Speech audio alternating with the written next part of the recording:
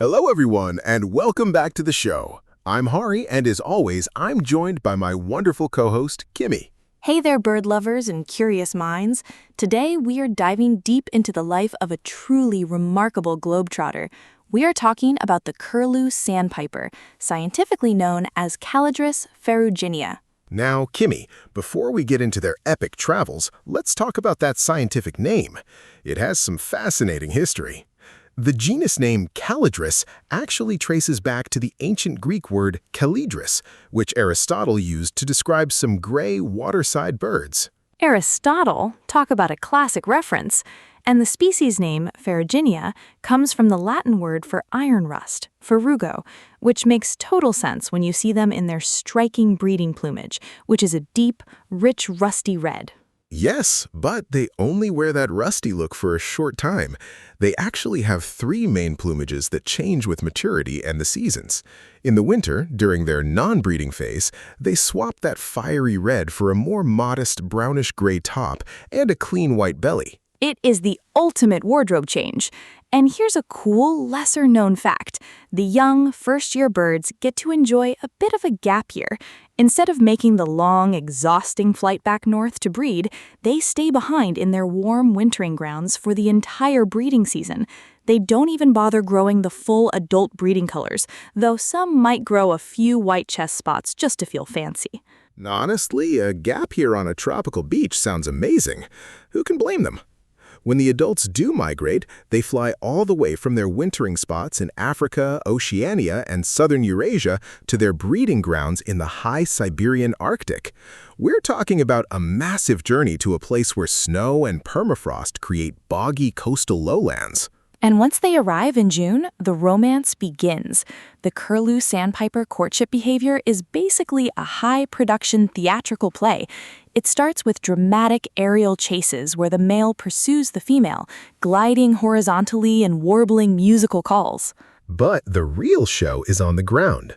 The male performs what is called a nest cup display. He finds a small depression in the tundra, settles into it as if it were a real nest, wags his wings and tail, and then actually mimes throwing bits of grass and lichen over his shoulder. He is basically showing off his home improvement and parenting potential, even though he does this in multiple random spots. He is practicing his staging, and if that does not win her over, there is an elaborate precopulatory dance. The male raises both wings, fanned out at a 60-degree angle, sways back and forth, and displays his rump. The female, pretending to ignore him, will suddenly dash and thrust her head toward his tail before finally giving the green light. It is highly stylized. Once they mate, the female lays a clutch of 3 to 4 olive-colored speckled eggs. She incubates them alone for 20 days, and when the chicks hatch, they are incredibly mobile. They can wander and feed almost immediately, and they fully fledge in just 2 to nearly 3 weeks. That is incredibly fast. But here's one of the wildest ecological connections I have ever heard of. The breeding success of these sandpipers is directly tied to the population of Arctic lemmings. It sounds bizarre, but it is true.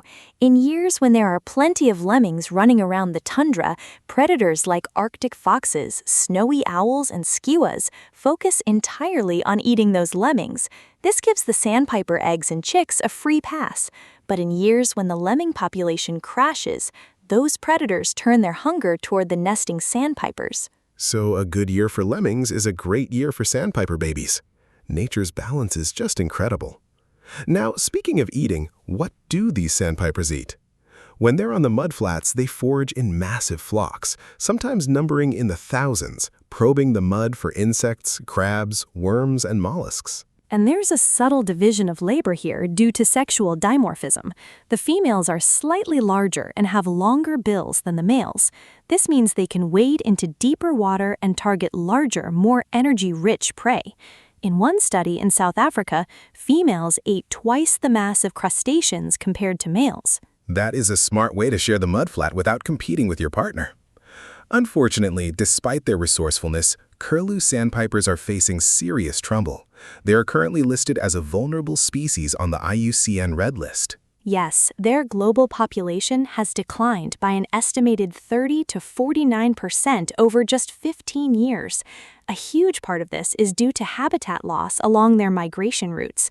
For instance, along the Yellow Sea, about 65% of the critical intertidal mudflats have been lost to land reclamation over the past 50 years. That is devastating because those mudflats are like crucial highway rest stops where they refuel during their thousands of miles journeys. On top of that, an invasive plant called smooth cordgrass is taking over the remaining mudflats, making them unusable. Climate change is also throwing off the timing of their breeding season and insect availability in the Arctic. And we cannot forget local threats.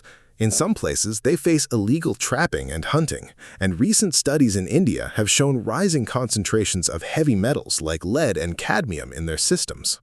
It is a tough road for these little birds, but there is hope. They are protected under the Agreement on the Conservation of African Eurasian Migratory Waterbirds, and international conservationists are working hard to protect these critical migratory wetlands before it is too late. They really are global treasures. Well, that is all the time we have for today's episode. Thank you so much for joining us to learn about this amazing rusty traveler. Yes, thank you all. Keep your eyes on the skies and the mudflats. Safe travels, everyone, and we will see you next time. This episode is based on the Wikipedia article Curlew Sandpiper, which is available under the Creative Commons Attribution Share Alike license. This podcast was crafted using artificial intelligence.